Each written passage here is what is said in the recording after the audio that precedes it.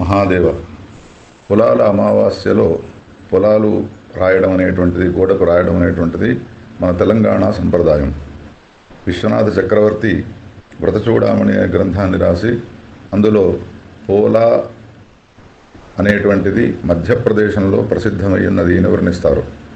మన తెలంగాణ ప్రాంతంలో శ్రావణ మాసంలో వచ్చేటువంటి అమావాస్యను పొలాల అమావాస్య అనే పేరుతో పిలుస్తారు. ముఖ్యంగా పోచమ్మ అనే పేరుతో పిలువబడేటువంటి దేవతామూర్తిని శక్తి స్వరూపముగా భావించి శీతల అని ఆమెను పిలుస్తూ ఉంటారు.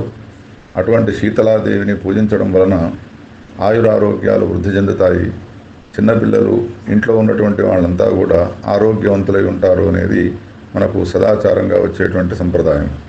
అందులో పొలాన్ని దించి ఎద్దులను మట్టితో తయారు చేసి ఆ ఎద్దులను, పొలాన్ని పూజించడము ఈ పొలాల అమావాస్యలో ప్రత్యేకత.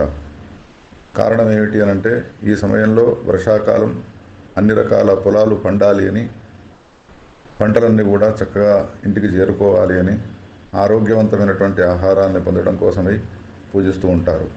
పొలాల మధ్యలో ఉంటుంది కాబట్టి ఆ భగవతి శీతలాదేవిని పోచమ్మ అనే పేరుతో పిలుస్తూ ఒక ముత్తైదువను పిలిచి ఆ ముత్తైదువకు పోచమ్మగా భావించి పూజించి భోజనం పెట్టి ఆమె ఆశీస్సులను స్వీకరించడం అనేటువంటిది జరుగుతూ ఉంటుంది. ఇక ఇది శాస్త్రంలో లేకపోయినప్పటికీ ఆచారంలో ఉన్నటువంటి వ్యవస్థ కాబట్టి దీన్ని తప్పకుండా ఆచరించవలసినదే.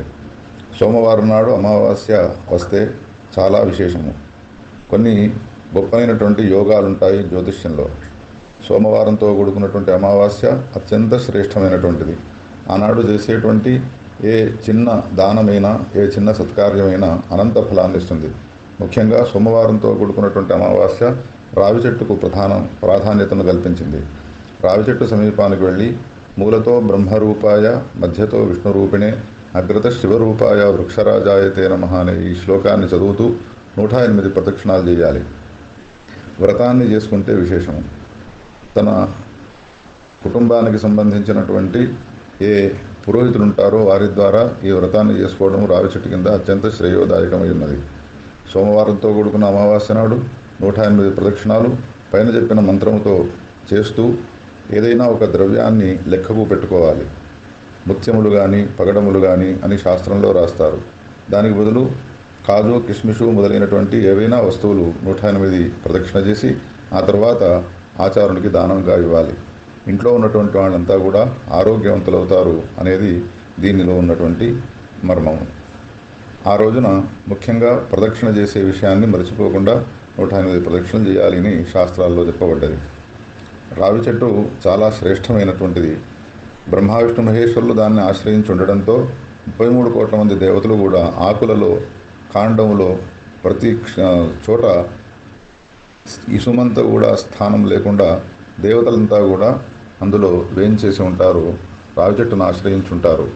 అందుకని రావి చెట్టును ఒక్కదాన్ని ప్రదక్షిణ చేస్తే 33 కోట్ల మంది దేవతలను, బ్రహ్మ విష్ణు మహేశ్వరులను ప్రదక్షిణ చేసినటువంటి పుణ్యఫలాన్ని పొందుతారు.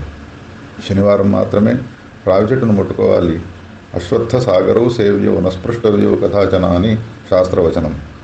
రావి చెట్టును శనివారం నాడే ముట్టుకోవాలి. కారణం, లక్ష్మీదేవి ఆశ్రయించుంటుంది. మిగతా రోజుల్లో జ్యేష్ఠాదేవి ఉంటుంది కావున ముట్టకూడదు. సముద్రాన్ని కేవలం పున్నమనాడు మాత్రమే ముట్టుకొని స్నానం చేయాలి. మిగతా రోజుల్లో స్నానం చేయకూడదు అనేటువంటి నిషేధాలు ఉన్నాయి. శాస్త్రాన్ని అనుసరించి మనం ఏ కార్యం చేసినా అది సఫలమవుతుంది.